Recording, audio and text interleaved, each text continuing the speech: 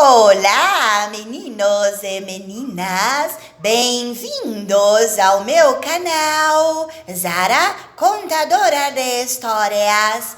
Aqui você vai saber de histórias fascinantes, polêmicas, picantes, assustadoras, miracolantes. Então, não se esqueça de se inscrever no canal, ativar o sininho para mais histórias, de curtir e compartilhar.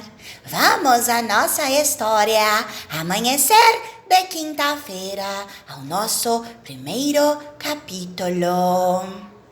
A garoa, fina e intensa, castigava a vila Itaberaba. Viana Tizil, um bandido muito experiente na esfera do crime, de 33 anos, esperava a Glorinha, a mulher do dono do morro, mais conhecido como traficante Marcelo, que estava preso lá nos cafundós do Judas.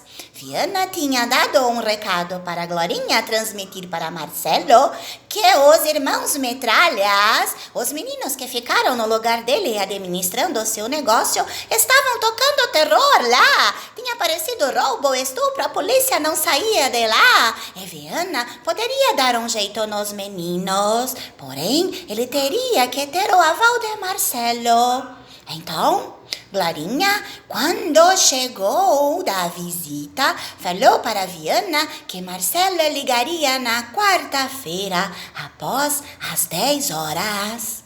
E vocês sabem o que ocorreu nesta ligação? Não?